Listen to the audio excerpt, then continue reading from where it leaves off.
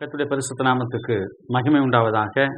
இந்த ஆசீர்வதிக்கப்பட்டதான நல்ல காலை வேளையிலே அருளுரை துளிகளின் மூலமாக உங்களை சந்திப்பதிலே நான் மிக்க மகிழ்ச்சி உள்ளவனாக இருக்கிறேன்.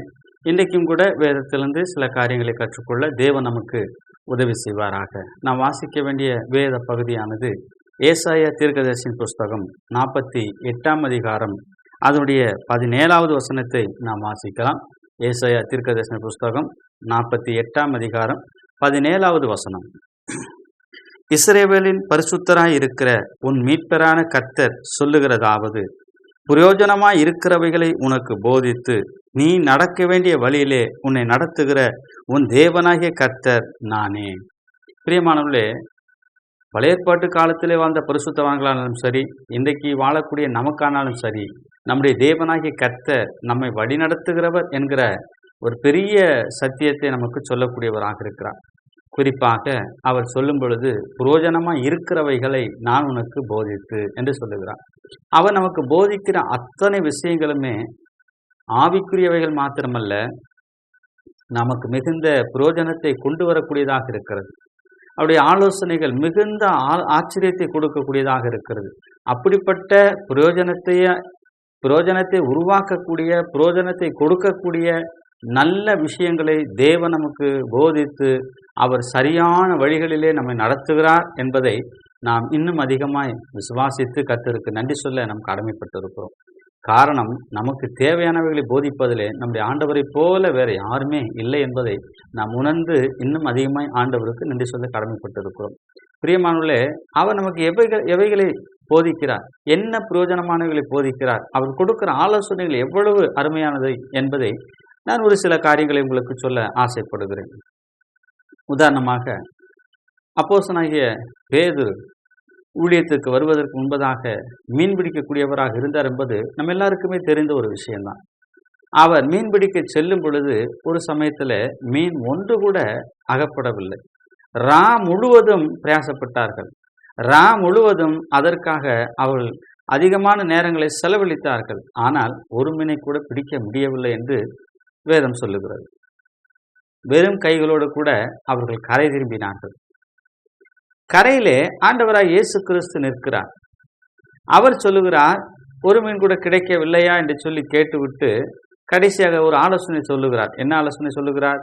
நீங்கள் படகை சற்று ஆழத்திலே தள்ளி கொண்டு போய் வலது பக்கத்திலே வலையை போடுங்கள் என்று சொல்லுகிறார். ஒரு சின்ன ஆலோசனை தான் அது, மிகப்பெரிய ஆலோசனை என்று சொல்வதற்கு இல்லை. ஆனாலும் கூட நம்முடைய பார்வையில் அப்படி காணப்பட்டாலும் சொல்லுகிறவர் யார் என்பதை நாம் உணர்ந்து கொள்ள வேண்டும்.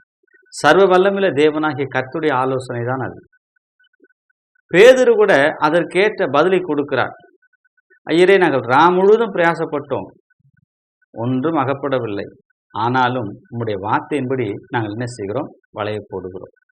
சற்று தள்ளி கொண்டு போய் வலையை போட்ட பொழுது வலை கிளியத்தக்கதாக மீன் கிடைத்ததா என்று வேதம் பதிவு செய்து வைத்திருக்கிறது. அப்படியானால் தேவன் நமக்கு பிரயோஜனமானவைகளை போதிப்பார், நமக்கு பிரயோஜனமானவைகளை சொல்லுவார் என்பதிலே இந்த வேத வசனம் நமக்கு என்ன செய்கிறது? மிகுந்த ஒரு ஆச்சரியத்தை கொடுக்கக்கூடியதாக இருக்கிறது. மேலாக அவர் சொல்லுகிற வார்த்தைகளை கேட்டு நாம் நடப்போம் என்று சொன்னால், பிரயோஜனமானவைகளை போதிக்கிறார் என்று சொல்லி நாம் விசுவாசிப்போம் என்று சொன்னால், நம்முடைய விசுவாச வாழ்க்கையானது சிறப்பாக, ஆசீர்வதிக்கப்பட்டதாக, மேன்மையானதாக, உயர்வானதாக இருக்கும் என்பதிலே சந்தேகம் கிடையாது. இவைகளெல்லாம் தேவன் நமக்கு கொடுக்கிற ஆலோசனைகளாக மாத்திரமல்ல, அவைகள் மிகுந்த பிரயோஜனத்தை உருவாக்கக்கூடியதாக இருக்கிறது என்பதை நாம் என்ன செய்ய வேண்டும்? கருத்திலே கொள்ள வேண்டும். பிரியமானவர்களே, விசுவாசத்தின் பாதையிலே வந்து கொண்டிருக்கிற நம் அனைவருக்குமே நம்முடைய தேவன் கொடுக்கிற ஆலோசனைகள் அல்லது அவர் சொல்லுகிற புத்திமதிகளை நாம் கேட்டு கீழ்ப்படிந்து நடந்தால் நிச்சயமாக நாம் ஆசீர்வாதத்தை சுதந்திரத்து கொள்ள முடியும். இன்னொரு காரியத்தை உங்களுக்கு நான் ஞாபகப்படுத்துகிறேன். இந்த வசனத்தின் மூலமாக நாம் பார்க்கும் பொழுது, தேவன் நாம் நடக்க வேண்டிய வழிகளிலே நடத்துகிற தேவன், நாம் விரும்புகிற வழிகளில் நடக்கிற தேவன். அவைகளை அவர் நடத்தும் பொழுதுதான் அது செவ்வையானதாக இருக்கும். அவர் நடத்தும் பொழுதுதான் ஆசீர்வாதமானதாக இருக்கும். அவர் நடத்தும் போதுதான் நமக்கு அதிலே எந்த விதமான தீமையும் வராததாக இருக்கும். அப்படிப்பட்டதான ஆலோசனைகளை கேட்பதற்கு நாம் ஆயத்தமுள்ளவர்களாக இருந்தால் நிச்சயமாகவே தேவன் செவ்வையான வழிகளிலே நம்மை நடத்துவார் என்பதிலே சந்தேகமில்லை. பிரியமானவர்களே, அவர் கொடுக்கிற ஆலோசனை என்பது மிகுந்த ஆச்சரியத்தை கொண்டு வருகிறது என்பதை நான் சொல்லுகிறேன் அல்லவா. ஒரு சமயத்திலே கானாவூரிலே கல்யாணம் நடக்கிறது. அங்கேயும் கூட திருமண அந்த விருந்திலே திராட்சரசம் குறைவுபடுகிறது. அப்பொழுது ஒரு ஆலோசனை சொல்லுகிறார். என்ன சொல்லுகிறார்? வேலைக்காரரை கூப்பிட்டு அந்த கச்சாடிகளிலே தண்ணீரை நிரப்புங்கள் என்று சொன்னார். சின்ன ஆலோசனை தான்.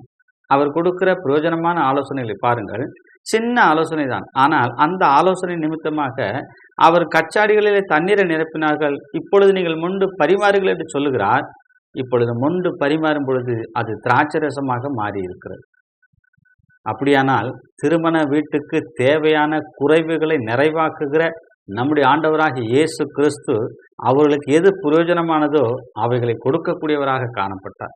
இயேசு இருக்கிற இடத்திலே, இயேசு சொல்லுகிற காரியங்களிலே சகலமும் பிரயோஜனமானவைகளாக இருக்கும் என்பதை நாம் விசுவாசித்து தேவனுக்கு நன்றி சொல்ல பழகிக்கொள்ள வேண்டும். இப்படிப்பட்ட காரியங்களுக்கு முக்கியத்துவம் கொடுப்போம். தேவன் நம்மை சரியான சத்தியத்திற்குள்ளாக வழிநடத்த, பிரயோஜனமானவர்களை போதித்து செவ்வையானவர்களை வழிநடத்த நாம் அவருடைய கரங்களில் நம்முடைய தாழ்த்தி ஒப்புக் கொடுப்போம். தேவநாமம் என்றும் சதா காலங்களிலும் மகிமைப்படுவதாக. ஆமென்.